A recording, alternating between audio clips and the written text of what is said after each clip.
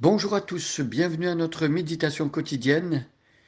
C'est une joie renouvelée pour moi que de regarder à ces textes bibliques avec vous, les méditer et écouter, se mettre à l'écoute de la parole de Dieu. C'est Dieu qui parle à- aux hommes par la Bible.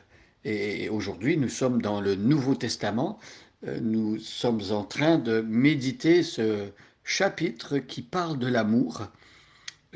Paul écrit cette première lettre aux Corinthiens et Paul veut régler certaines difficultés qu'il y a dans l'Église. Et l'une des difficultés importantes qu'il y a dans l'Église, c'est que les chrétiens de Corinthe, bien qu'ils aient reçu toutes sortes de charismes, de dons spirituels pour servir Dieu, en sont arrivés à se disputer à cause de ces dons que Dieu leur a faits.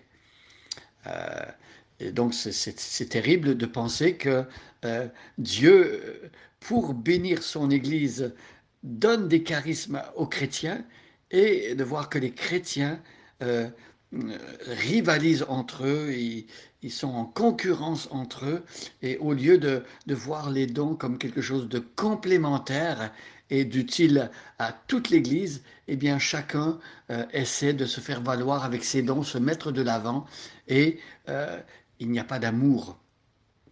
C'est pour cela qu'entre le chapitre 12 et le chapitre 14 de 1 Corinthiens, l'apôtre Paul prend 13 versets tout simplement pour expliquer ce que c'est que l'amour et pour faire comprendre aux Corinthiens que le bon exercice des dons spirituels doit se faire dans l'amour.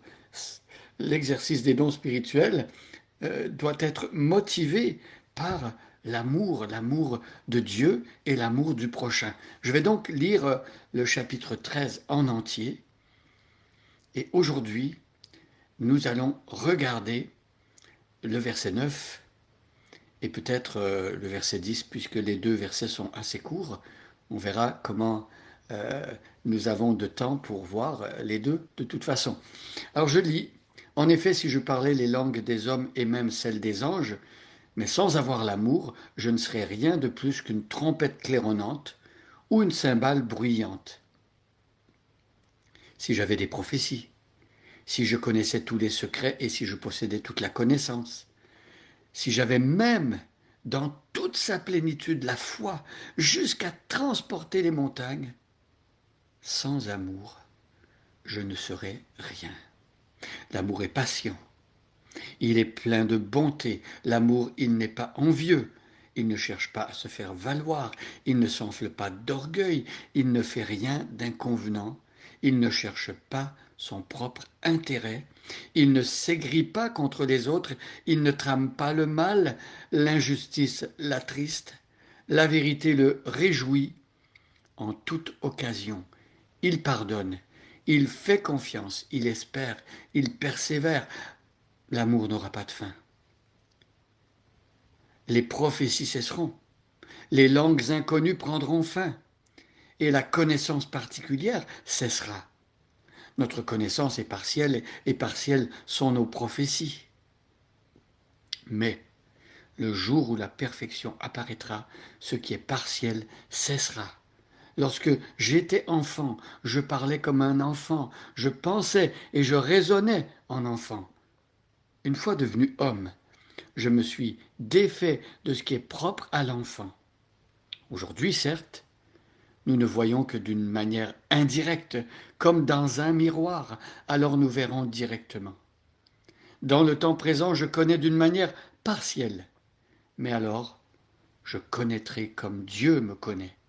En somme, trois choses demeurent, la foi, l'espérance et l'amour.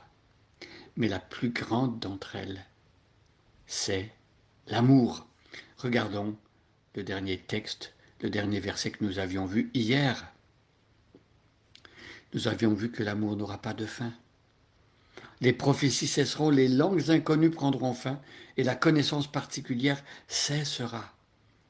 Alors c'est important de comprendre qu'il y a des dons que Dieu accorde aux hommes sur la terre qui n'auront plus besoin d'être lorsque nous serons dans le royaume de Dieu, dans la présence de Dieu.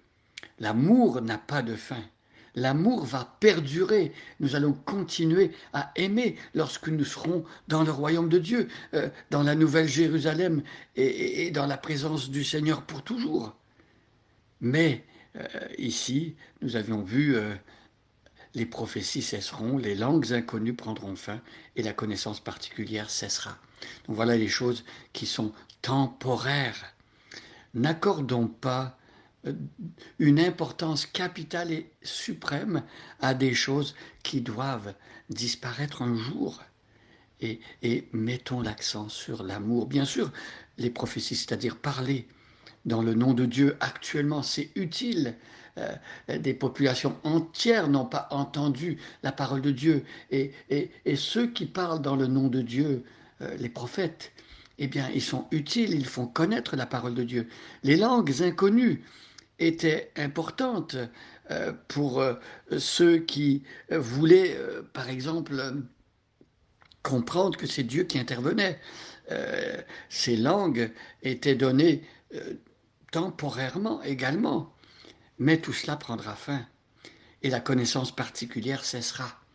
Alors, certaines personnes ont le don de connaître particulièrement des choses, peut-être dans la vie des autres ou dans la vie de l'Église, ou de donner une parole de connaissance comme ça, mais ça ne va pas durer pour toujours.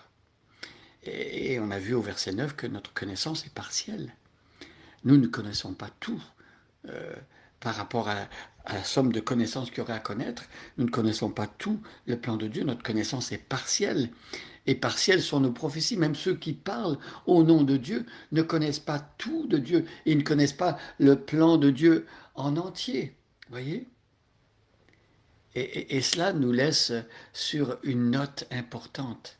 Nous comprenons que cet amour qui pardonne tout, qui fait confiance, qui espère, qui persévère. C'est ce qu'on a vu au verset 7.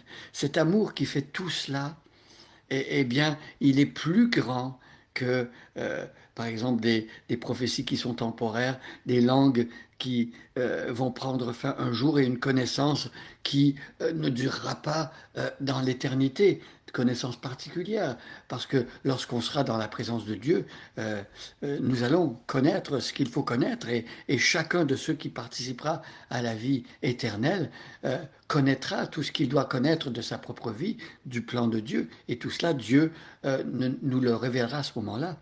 Donc vous voyez, l'apôtre Paul parle de cette manière ici pour faire comprendre aux Corinthiens qu'ils ne doivent pas accorder trop d'importance, même si ces dons ont une importance relative pour nous aujourd'hui, pas accorder d'importance au-dessus et par-dessus ce qui devrait avoir l'importance suprême.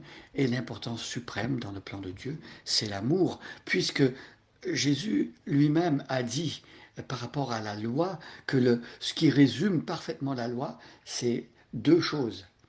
Aimer Dieu de tout son cœur, de toute son âme, de toute sa force, de toute sa pensée, et aimer son prochain comme soi-même. Lorsque quelqu'un aime de cette manière, il a accompli toute la loi. Mais comment aimer de cette manière? Eh bien, c'est impossible si nous ne connaissons pas Jésus-Christ, qui est l'amour incarné. Jésus-Christ qui, en venant mourir sur la croix et en ressuscitant, nous permet d'avoir l'Esprit Saint qui répand l'amour de Dieu dans notre cœur. Et c'est par l'amour de Dieu répandu dans notre cœur que nous pouvons aimer les autres. Alors, recherchons les dons les plus magnifiques, oui, sur la terre, mais recherchons avant toute chose l'amour. Bonne journée à chacun et en chacune, et soyez bénis.